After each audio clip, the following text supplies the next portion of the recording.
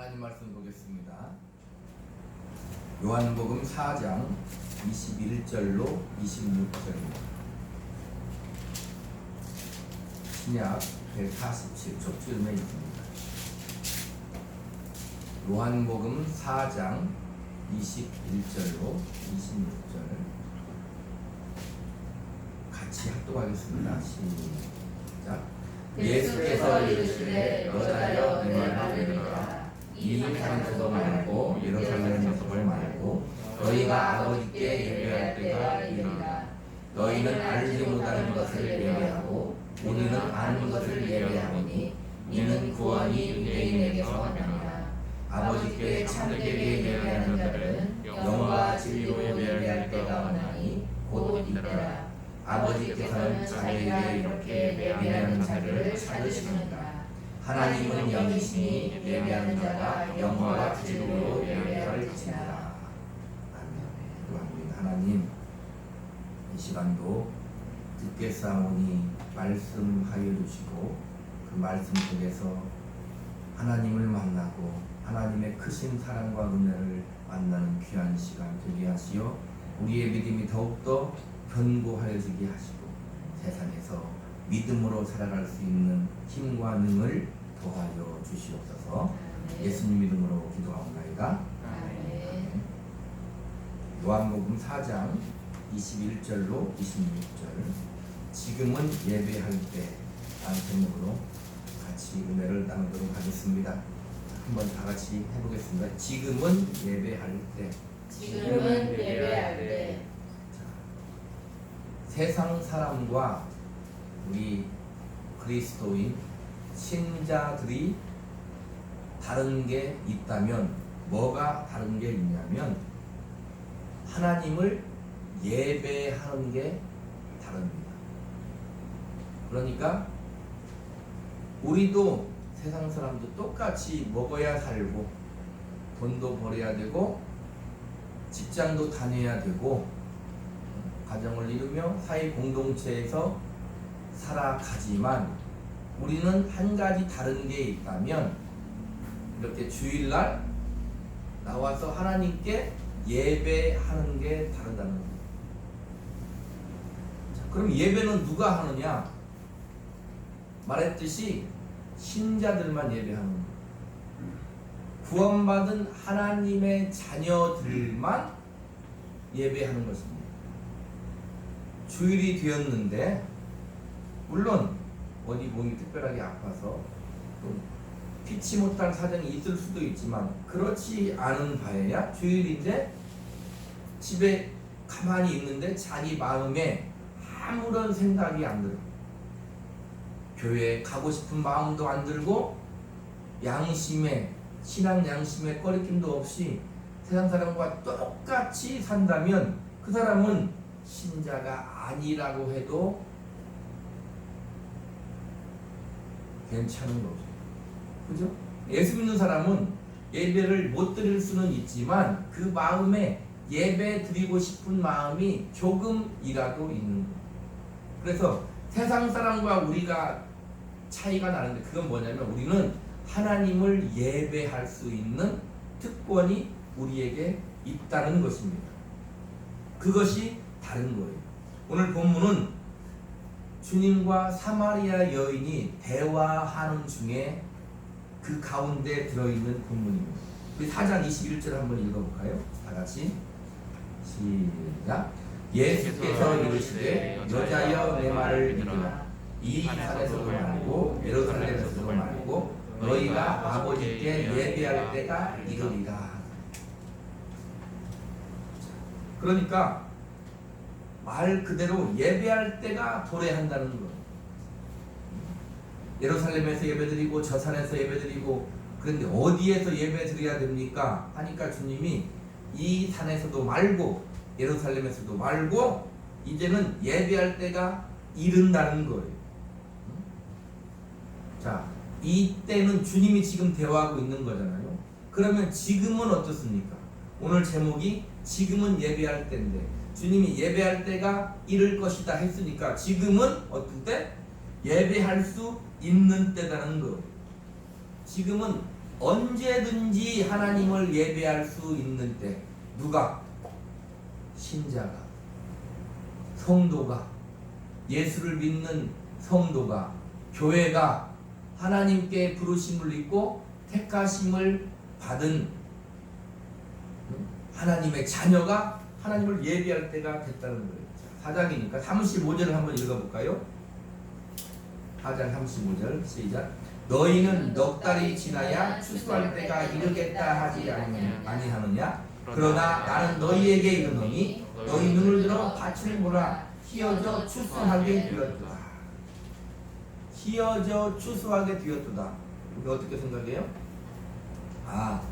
이제 많은 사람들이 구원받을 때가 되었도다 라는 말도 틀린 게 아니고 맞아요. 그러나 먼저는 휘어져 추수하게 되었도다, 그 말은 뭐냐면 주님이 이 땅에 와서 이제는 죽을 때가 되었다는 것입니다.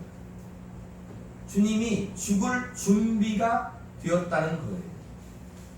주님이 죽음으로 인해서 세상 죄인들을 구원할 때가 되었다는 것입니다.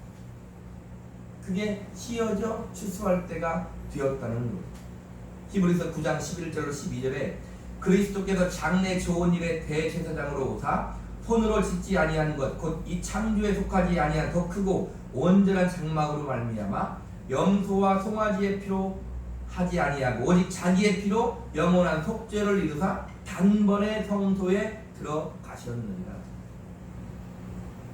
주님이 휘어져 추수할 때가 되어서 이렇게 십자가의 죽음으로 말미암아 단번에 주님의 피로 말미암아 영원한 속죄를 이루어서 단번에 성소에 들어가셨느니라.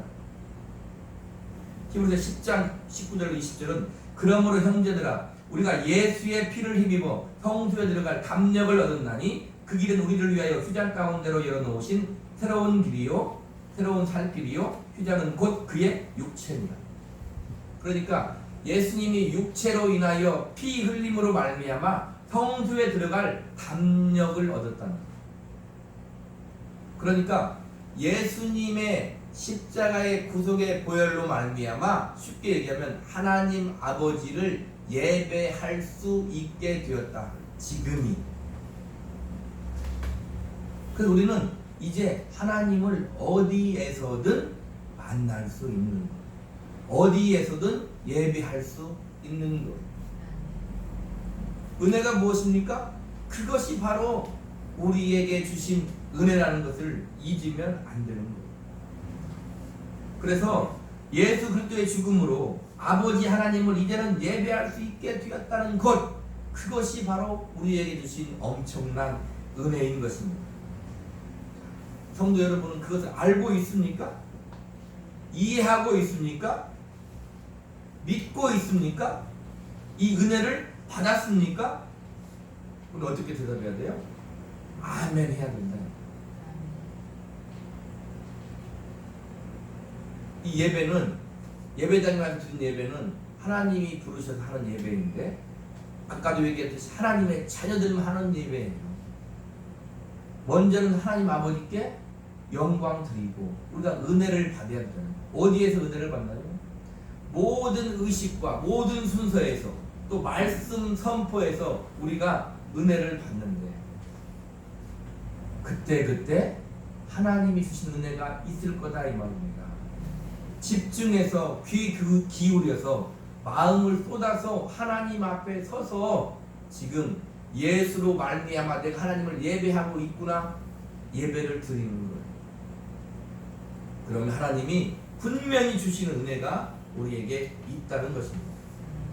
자, 우리는 주일마다 때마다 예배할 수 있는 것은 하나님의 은혜로 말미암아 다시 말해 주님의 죽음 없이는 불가능하다는 거예요. 주님의 죽음으로 하나님 아버지께 드리는 이 예배를 우리는 얼마나 기대하고 이 자리에 와서 예배를 드리고 있는가 우리는 잘 생각해 봐야 되는 것입니다.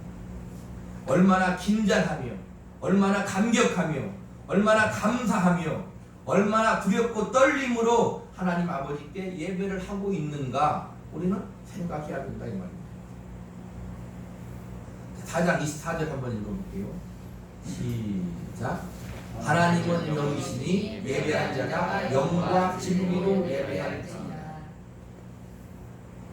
하나님은 영이신데 예배하는 자가 영과 진리로 예배할지니라. 여기서 영이시니 할 때 원어로 푸니마 호테오스인데 하나님이 영이시다는 것을 말 그대로 강조하는 거예요. 영 앞에 관사가 없어요. 이 말은 하나님이 많은 영들 가운데 하나의 영이 아니라 오직 온전하신 완전하신 영 자체이심을 말하고 있는 거다 이 말이에요. 또 영이라는 것은 무한성을 나타내는데 하나님의 영적 존재에서 갖는 완전성이 바로 무한성이에요. 가장 중요한 뜻은 뭐냐? 영이라고 할 때 완전한 인격적 실존이라는 거예요. 하나님이 영이시라는 말은 완전한 인격적 실존, 하나님은 인격을 가지고 계시다는 거예요. 완전하시고 무한하시고 거룩하시고 전능전지하신 하나님은 바로 어떤 하나님? 인격을 가지신 하나님이라는 거예요. 그 인격을 가지신 하나님이 우리를 인격적으로 상대해 주시고 만나 주시고 말씀하시는 것이 예배다 그 말이에요. 누구만? 예수로 말미암아 죄사함을 받고 하나님의 자녀가 된 신자들만 그렇게 예배를 할 수 있다는 것입니다.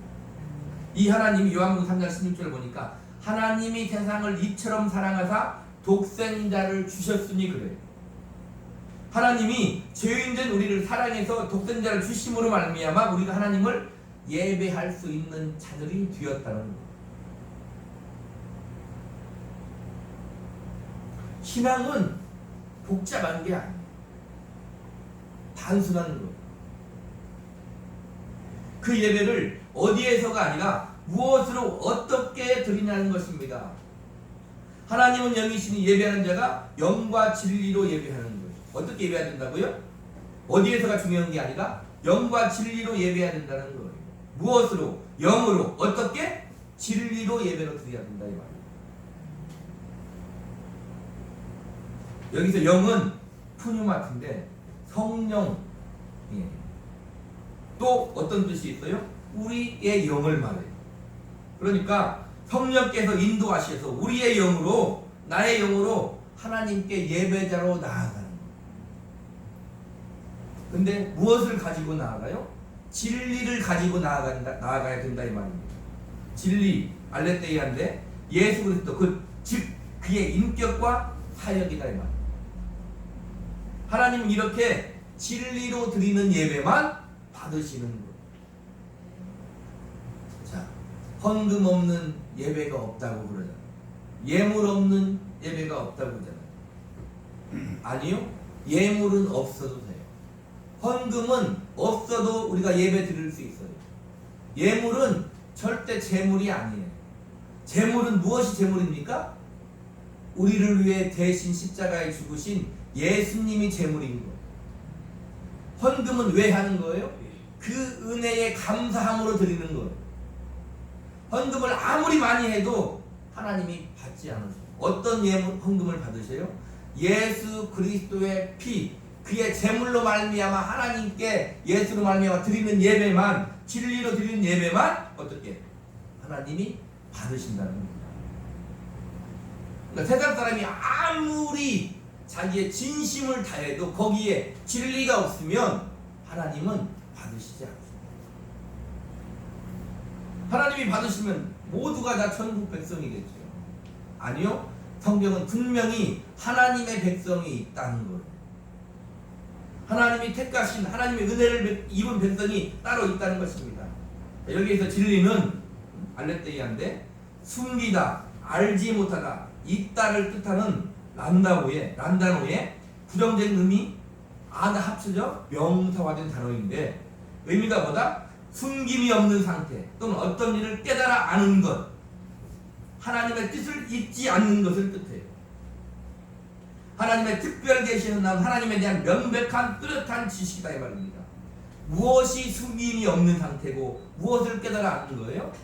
예수 그리스도는 첫 번째가 예수 그리스도는 숨김이 없고 우리가 주님을 깨달아 아는 것, 주님이 나를 위해 하신 일, 나를 위해 십자가에 죽으신 그 일을 아는 것, 그 뚜렷한 지식이 진리라는 것. 그래서 대성경의 진리, 이 말은 뭐예요? 숨기지 않고 드러낸다는 것. 무엇을 숨기지 않고 드러냅니까? 예수를 숨기지 않고 드러낸다는 것. 먼저. 그 다음에는 나를 숨기지 않고 하나님 앞에 드러낸다는 것입니다. 그게 예배라는 거예요. 그래서 사실을 정확하게 알고 깨닫고 하나님의 뜻을 잊지 않고 결론적으로 마음 중심으로 하나님을 예배하는 것. 그럼 예배는 어떻게 하는 것입니까?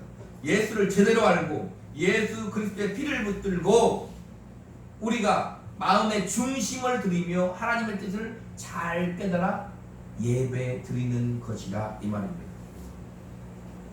자, 요한복음 4장 23절 24절에 메시지 성경에는 이렇게 되어 있어요. 제가 읽어드릴게요. 잘 들어보세요. 하나님 앞에서 중요한 것은 너희가 어떤 사람이며 어떻게 사느냐 하는 것이다. 너희가 드리는 예배는 너희 영으로 진리를 추구하는 예배여야 한다. 아버지께서는 바로 그런 사람 곧 그분 앞에 단순하고 정직하게 있는 모습 그대로 예배드리는 사람을 찾으신다. 하나님은 순전한 존재 그 자체 곧 영이시다. 그러므로 하나님께 예배드리는 사람은 자신의 존재와 자신의 영과 자신의 참된 마음으로 예배드려야 한다. 진리를 추구하는 예배가 뭐냐? 우리가 우리 존재와 우리 자신의 영과 자신의 참된 마음으로 예배를 드려야 되는 것. 진리를 추구해야 된단 말이에요. 거기에 예수가 있어야 된다 이 말이에요. 세상 사람도 진실되게 사는 사람 많아요. 세상 사람도 누가 봐도 멋지게 사는 사람 많아요. 살신성인하며 사는 사람 많아요.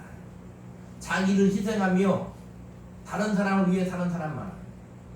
우리는 거기에 뭐가 있어야 된다? 진리를 추구해야 된다. 거기에 예수가 함께 있어야 된다 이 말이에요. 자, 예배란 말은 원래 원뜻으로 입맞추다, 예를 갖추어 절하다, 연합하다는 뜻이 있어요. 플러스 큐네오인데, 그러니까 우리 예배를 어떻게 됩니까? 하나님과 온전히 입맞추며 연합되는 거예요. 그게 예배라는 것입니다. 하나님과 온전히 입맞춤, 하나님과 연합되어 주님과 연합되는 거예요. 그래서 하나님을 섬기는 거예요. 그것이 예배예요. 그게 우리의 신앙이라는 것입니다. 그러니까 우리의 삶을 드리고 우리는 주일날 한 주간의 삶을 가지고 하나님 앞에 와요. 잘 살았던 못 살았던 그 삶을 가지고 그 믿음의 삶을 가지고 와요. 그 믿음이란 뭐예요? 우리의 삶에 주님이 연합되는 것. 그래야 하나님이 받으시는 것. 잘못했으면 주님으로 말미암아 죄사함을 받는 것. 잘했으면 내가 사는 것이 이제는 주님이 살았기 때문에 같이 드려지는 것. 그게 예배라는 것입니다. 그래서 예배를 더 크게 발전시키면 로마서 12장 1절에 그러므로 형제들아 내가 하나님의 모든 자비하심으로 너희를 권하노니 너희 몸을 하나님이 기뻐하신 거룩한 산 제물로 드리라. 이는 너희가 드릴 영적 예배니라. 무슨 말입니까? 우리의 삶을 거룩한 산 제물로 드리라는 것. 우리의 삶 자체가 하나님께 드려지는 거룩한 산 제물이고 그것이 바로 영적인 예배라는 것입니다. 우리는 이렇게 예배당에 모여서 주일마다 당연히 예배를 드리는 것이지만 이것도 가장 중요하고 소중하지만 우리는 더 나아가서 세상에서 살 때도 우리가 주님과 연합되어 믿음으로 산다면 그것이 하나님께 드려지는 예배라는 것. 빌립보서 2장 12절 그러므로 나의 사랑하는 자들아 너희가 나 있을 때뿐 아니라 더욱 지금 나 없을 때에도 항상 복종하여 두렵고 떨림으로 너희 구원을 이루라. 우리가 무슨 구원을 이루었는가? 하나님이 아들로 말미암아 우리 구원을 다 이뤘는데 무슨 말입니까? 우리가 삶을 어떻게 살아야 돼요? 항상이에요. 복종하고 두렵고 떨림으로 사는 거예요. 하나님 앞에 떨리지 않습니까? 죽을까봐 떨리는 건 아니에요. 왜? 우리는 하나님이 아버지시니까. 그러나 그 어미로운 아버지 하나님 앞에 우리는 하나님을 경외하는 것, 두렵고 떨림으로 하나님 앞에 사는 것, 주님과 연합되어 사는 것, 그게 예배.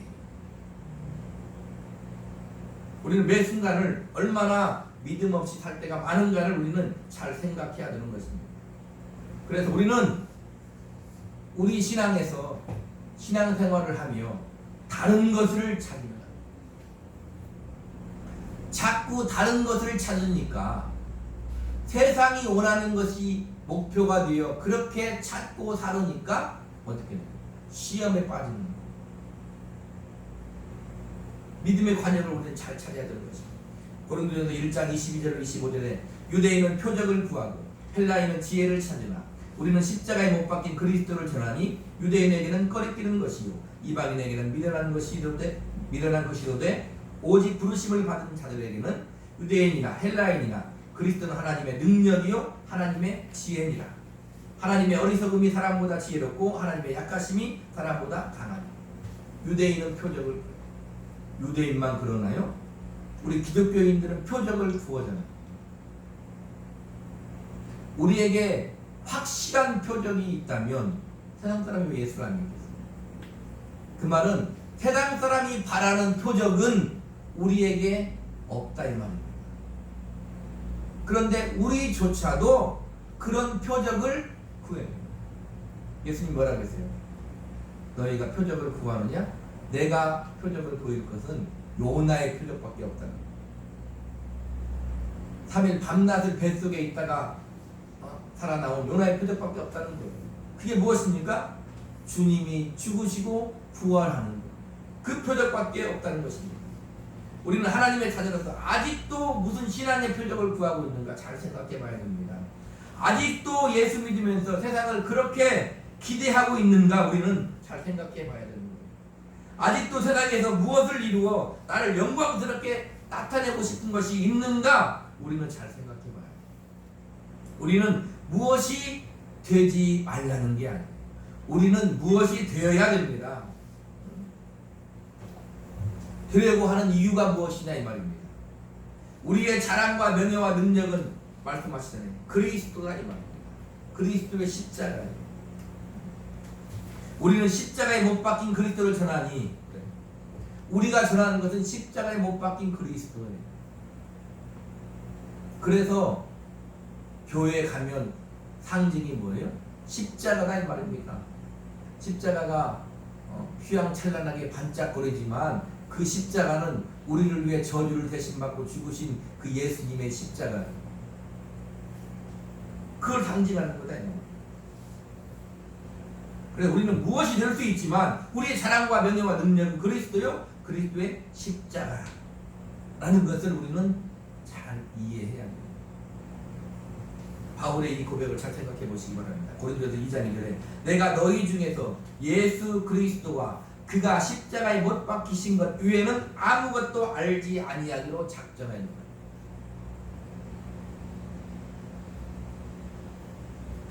진짜 좀 그랬으면 좋겠어요.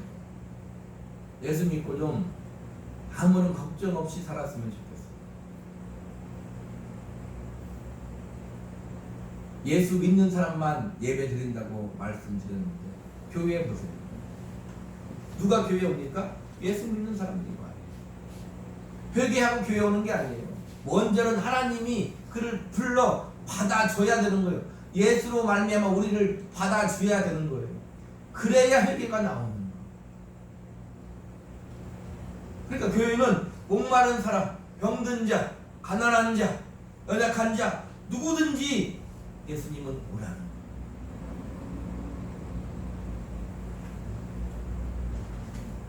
하나님은 이 예배자를 찾으시는 거예요.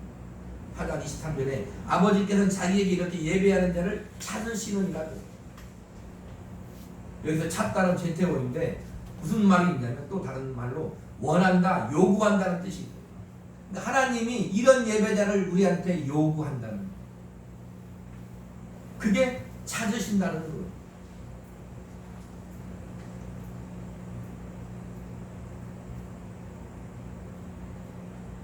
우리가 하나님 앞에 하나님의 자녀로서 예배 드리는 것이 무엇인가를 우리는 잘 생각해 봐야 되는 것입니다. 성도 여러분, 우리는 하나님을 참으로 예배하는 성도가 되어야 됩니다. 우리의 예배에는 주님의 피가 동반되어야 한다는 것을 절대 잊지 마시기 바랍니다. 우리의 살아가는 모든 삶이 주님을 예배하는 것임을 잊으면 안 됩니다. 그게 하나님의 자녀로서 신자의 특권이다 이 말입니다. 그러기에 우리를 거룩한 산 제물로 드리기 위해서는 우리 삶에 주님이 함께 하셔야 되고 거기에는 주님의 피 흘림이 있는, 주님의 피 흘림이 있다면 우리도 주님과 연합돼서 우리에게도 피 흘림이 있는 고통이 있다는 거예요. 삶을 살아가는 것은 만만한 게 아니죠. 이 세상에서, 이 어두운 세상에서 빛이 되어 이 세상에서, 이 세상의 법이 아니라 하나님 나라의 법으로 살아가는 것은 쉬운 게 아니다 그 말입니다.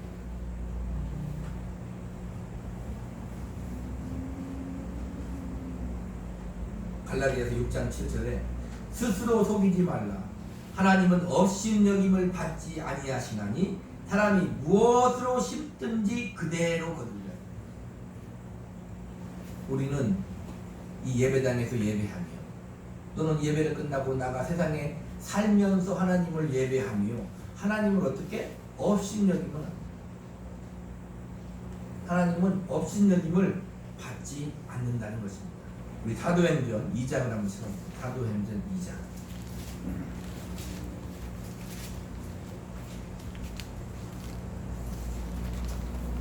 사도행전 2장 43절로 47절입니다.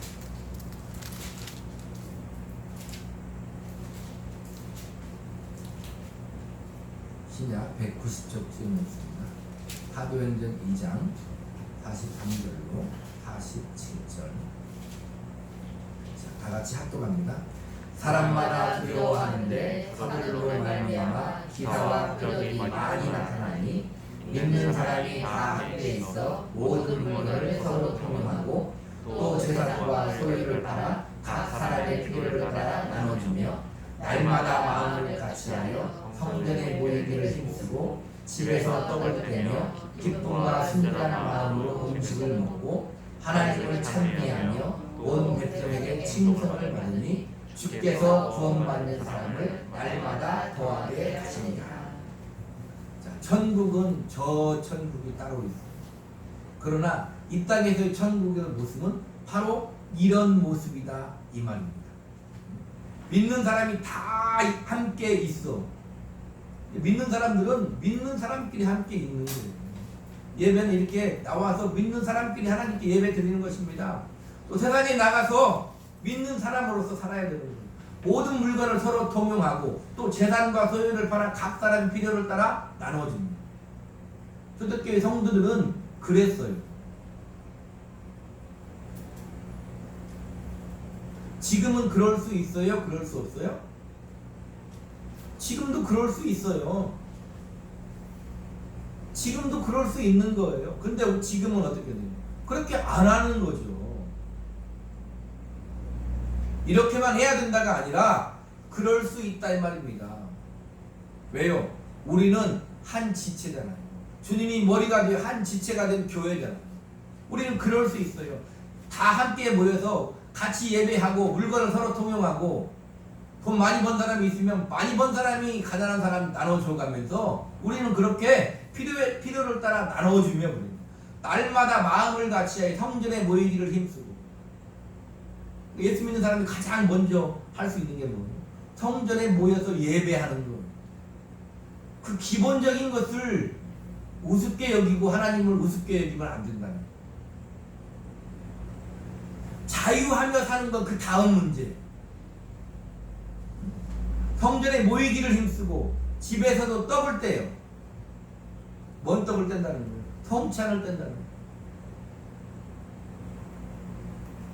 그 다음에 기쁨과 순전한 마음으로 음식을 먹어요. 하나님이 주신 음식을 먹어요.